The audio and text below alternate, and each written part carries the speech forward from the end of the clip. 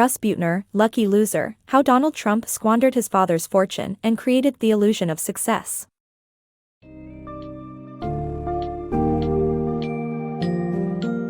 Dive into the intricate life of Donald Trump as Russ Buettner's Lucky Loser unravels a compelling tale of inherited wealth, unyielding ambition, and the relentless pursuit of a grand illusion. Through the lens of Fred C. Trump's industrious legacy as a real estate titan in New York, we see a young Donald, shaped by his father's empire, embrace a larger-than-life persona. The summary sketches the pivotal moments of Donald's journey from a privileged heir to a media-crafted self-made mogul. As chapters unfold, you'll explore the profound impacts of familial expectations, financial excesses, and strategic media manipulation. Expect a narrative rich with lessons about leveraging influence, navigating the fine line between perception and reality, and the substantial risks of prioritizing image over substance. This is a revealing look at how extravagance and audacity can sculpt a public figure's path, yet precariously balance on the edge of truth.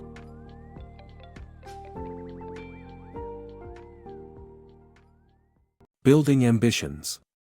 In the bustling 1920s of Queens, New York, young Fred C. Trump was not just dreaming but working tirelessly to turn those dreams into reality. While his peers indulged in commonplace high school pursuits, Fred dedicated himself to mastering carpentry and real estate, inspired by his late father's unfulfilled aspirations. Following his father's untimely death, Fred's mother, Elizabeth, took the reins of the family's real estate endeavors, nurturing ambitions of expanding them into a successful enterprise. Fred took up the mantle with vigor, while his siblings ventured into other fields. He remained steadfast in building the family's legacy. Fred's determination soon materialized into tangible success in Jamaica Estates, where he crafted luxurious homes, a considerable upgrade from his earlier simpler projects. This marked a turning point, connecting Fred with wealthier clientele and laying the foundation for an illustrious career. As the Great Depression loomed, Fred briefly experimented with the supermarket business, but his heart remained in real estate. The economic climate presented a unique opportunity. Purchasing foreclosed properties allowed him to leverage new federal housing initiatives that encouraged homeownership. Fred's business acumen and relentless drive earned him a formidable reputation as the Henry Ford of the building industry. By utilizing FHA-backed loans, he mass-produced high-quality homes efficiently and economically, all while maintaining a hands-on approach. Even as World War II cast its shadow, Fred's enterprise thrived, pivoting to meet the demands for military housing. The government's generous financing options permitted developers like Fred to build extensively, and he seized this advantage, constructing two-story apartment complexes near military installations. Post-war, Fred's vision expanded further, focusing on grander projects such as Shore Haven and Beach Haven. These developments were not only financial triumphs but also ensured the future prosperity of his children, including Donald Trump, by transferring ownership into their names. However, as these projects concluded, Fred's methods became increasingly dubious. Left with substantial surplus funds from government loans, Fred began pocketing the excess, a practice that would later attract scrutiny. Nonetheless, in this era, Fred C. Trump had successfully forged the cornerstone of the Trump family fortune, cementing his status as a pivotal figure in the world of real estate. Legacy of ambition. In 1951, Fred Trump was masterfully bending the rules to maximize profits from federal housing programs. He inflated cost estimates, pocketed extra mortgage money, and cleverly sidestepped taxes. However, change was in the air when President Truman appointed a new IRS commissioner who quickly began shutting down these lucrative loopholes. The scandal surrounding Section 608 gained national prominence, revealing how developers like Fred had improperly hoarded millions. Senate hearings laid bare the excesses, with Fred offering a flimsy defense. He claimed his padded estimates were merely a hedge against inflation, a weak argument considering he had already benefited from mortgage adjustments for rising costs. When regulatory scrutiny intensified, Fred hired top-tier lawyers to forge a path through the crisis. Ultimately, Clyde Powell, an FHA official tainted by his own misdeeds, absorbed much of the fallout. Fred, meanwhile, navigated through the turmoil largely unscathed, retaining control of his projects in exchange for forfeiting the excess funds. This scandal left him wealthier, now owning over 5,500 apartments, and pivoting his business model towards large-scale property management. It was a defining moment, charting the course for his family's real estate dynasty. As Fred's fortunes rose, so too did his aspirations for his children, especially Donald. By age 10, Donald had already proven to be a commanding presence in both his family and among peers. Despite accolades in sports, he was notorious for disruptive behavior. To instill discipline, Fred enrolled Donald at the New York Military Academy, a strict boarding environment where his father's influence as a major donor afforded him some leniency. Conversely, Donald's older brother, Freddie, chose a path away from the family business, pursuing his passion to fly as an airline pilot, a decision Fred disapproved of. Donald, ever the figure of ambition, seemed to embody Fred's vision of leadership, often deriding Freddie's choice as mere bus driving. As Freddie distanced himself, the spotlight increasingly focused on Donald, groomed to inherit the family's empire and expectations. This laid the foundation for both the family's legacy and Donald's future ambitions. The Trump transformation. With his father's encouragement, Donald Trump made a strategic shift from Fordham University to the prestigious Wharton School, where he focused on building future business connections rather than purely on academics. Afterward, he sidestepped the looming Vietnam War draft, thanks to a medical exemption for bone spurs, which allowed him to step into the family business without interruption. At just 22, Donald joined Fred Trump in the family's real estate operations, bearing prominent titles and enjoying a six-figure income. However, the routine management of tenants and properties didn't satisfy his ambitions. Yearning for a grander stage, Donald began rebranding the family enterprise as the Trump Organization, heavily leveraging his father's wealth to support this bold new image. As Fred funneled millions into ventures like Starrett City, a substantial tax shelter project, Donald worked to present himself as the driving force behind their Manhattan endeavors, often embellishing his involvement to capture public attention. In 1973, a major challenge emerged when the Trump Organization faced a lawsuit from the Department of Justice for racial discrimination. Taking the reins, Donald, guided by the controversial lawyer Roy Cohn, mounted a fierce defense. He countered with a $100 million lawsuit, though eventually settled without admitting liability, amidst a grueling legal skirmish. As New York City grappled with an economic slump, Fred's political connections combined with Donald's flair for grabbing the spotlight, positioning them well to exploit emerging opportunities. With Fred gradually stepping back, Donald boldly stepped into the limelight, making ambitious declarations often devoid of concrete plans or secured resources. Notably, he announced a $100 million development project on the West Side Yards without having the land under contract. Donald's breakthrough came with the redevelopment of the Commodore Hotel. Partnering with Hyatt Hotels and securing beneficial tax incentives through Mayor Abe Beame, he negotiated a lucrative deal despite his lack of experience, leading to significant budget overruns and delays. Throughout these ventures, Fred's financial backing was indispensable, vital in acquiring loans and smoothing over rough patches. This support underpinned Donald's emergence as a rising force in New York City's real estate scene. The illusion of success. Fred Trump's strategy of undervaluing property appraisals to cut taxes became a foundation for Donald Trump's financial tactics. Donald mastered the art of juggling figures, understating property values to save on taxes and inflating them to impress financial institutions and buyers.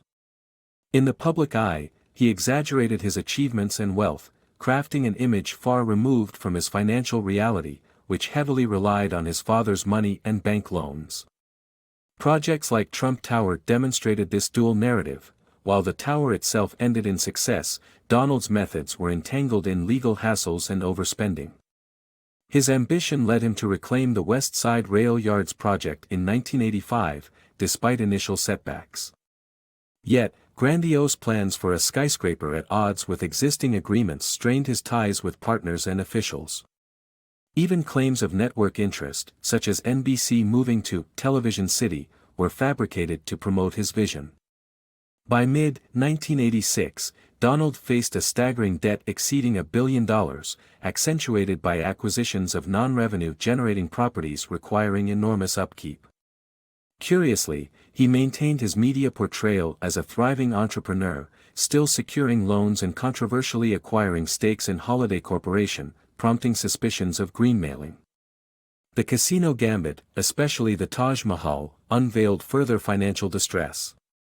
A $675 million burden from junk bonds necessitated colossal interest payments, with an untenable daily profit requirement of $1 million just to break even.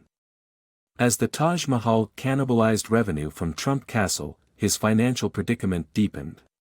By 1990, Donald's debt reached $3.4 billion, with unmet interest obligations. In a desperate move, Fred Trump infused funds by purchasing casino chips, proving instrumental in Donald's continued operations. Fred's discreet financial backing remained vital, as Donald's empire precariously balanced on the brink of collapse. The Art of Reinvention. In the early 1990s, Donald Trump stood on shaky financial ground, facing an avalanche of debts that threatened to topple his empire. Defaults on loans led banks to tighten their grip, compelling Trump to shed valuable assets like Trump Shuttle and the Plaza Hotel. Despite investing heavily in these properties, he saw little return. Ambitious projects, such as the West Side Rail Yards, crumbled, with Hong Kong investors eventually taking the helm. Transitioning Mar-a-Lago into a private club and establishing Trump hotels and casino resorts were bold moves to rekindle his financial standing, yet they too became mired in debt. A crucial support lifeline came from his father, Fred Trump. As Fred's health waned, Donald orchestrated the distribution of his father's wealth within the family, leveraging trusts to minimize taxes and boost his fortunes. In 1997, shortly before the launch of his self-promotional book, The Art of the Comeback, Donald inherited a significant portion of Fred's real estate empire, instantly inflating his net worth. Still, by 2003, his reputation waned. A modest, understaffed Trump Tower office mirrored his declining standing.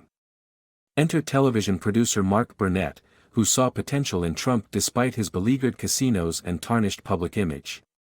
Burnett's reality show, The Apprentice, recast Trump as a savvy businessman, resurrecting his public image and boosting his popularity. This televised triumph, however, masked the reality of businesses running at significant losses, accumulating over $300 million in the red during the 2003 tax year. With The Apprentice soaring, Trump sold off the bulk of his inherited assets, netting $705.6 million, below their real value. Despite this misjudgment, the show's brand integrations generated millions, and Trump thrived by showcasing himself rather than his business acumen. His capricious nature, a hurdle in business, became the show's allure, drawing an average of 20.7 million viewers per episode. The fame unlocked lucrative endorsement deals for Trump, irrespective of the underlying companies. His carefree embrace of these opportunities sometimes backfired, most notably with Trump University. A brief meeting sealed his involvement in the venture, sidestepping essential regulatory measures. This oversight snowballed into lawsuits amid accusations of it being a scam. Trump's hands-off approach and eagerness for quick profit highlighted a recurring theme: short-term gains often bred long-term fallout. Yet, his television persona continued to project an illusion of triumph, even as his businesses struggled behind the scenes. The double-edged empire. The Apprentice catapulted Trump into financial prosperity, earning him over $103 million from endorsements within 7 years. However, many of his real estate ventures failed, mired in lawsuits that tarnished his brand. His relentless pursuit of short-term profits often risked his long-term reputation, as he frequently prioritized immediate gains over sustainable ventures. One vivid example unfolded in Chicago, where Trump aimed to build a tower on the Sun-Times building site. The 2008 financial crisis dismantled these plans. Besieged by rising costs and impending loan deadlines, Trump utilized a force majeure clause to sidestep liabilities, negotiating with lenders to satisfy his debts using borrowed funds. By declaring the project worthless, he crafted tax strategies that kept significant liabilities at bay, though these actions drew the attention of the IRS. The 2008 crisis also opened another financial door for Trump, by declaring $777.2 million in suspended losses in 2009, he secured over $90 million in tax refunds. Despite ongoing financial entanglements, Trump persisted in real estate investments, notably golf courses. Projects like the Meany Estate in Scotland and others in Ireland and Florida met with resistance and environmental criticisms. These enterprises often floundered financially, with Trump personally injecting substantial annual subsidies to keep them afloat. In 2015, Trump entered the political sphere, setting his sights on the presidency against Hillary Clinton. His campaign's launch included a polarizing speech that severed partnerships with major associates like NBC. This rift caused Trump's endorsement income to nosedive from $51 million to $2.9 million within 7 years, forcing asset sales, including some golf courses and a hotel in Washington, D.C. Yet his political aspirations invigorated his finances. Revenue at Mar-a-Lago surged dramatically from $664,000 in 2014 to nearly $6 million by 2016. Nevertheless, impending financial crises loomed, an IRS audit potentially costing over $100 million and legal judgments totaling $537 million.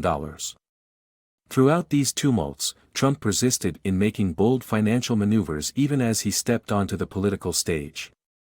Trump's tactics have consistently followed a pattern, reshaping reality for his benefit, making hasty financial decisions using others' funds, and assigning blame externally when faced with failure. This portrayal of victimhood has struck a chord with his supporters. As he contemplates another bid for presidency, Americans will again deliberate over whether they envision Trump as their leader.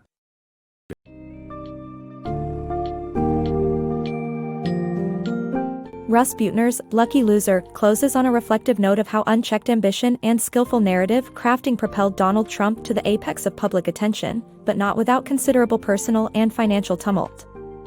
This book's journey sheds light on the complexities of maintaining an empire built on borrowed credibility and familial wealth, portraying Trump as a figure who deftly sidestepped tangible failures through media reinvention.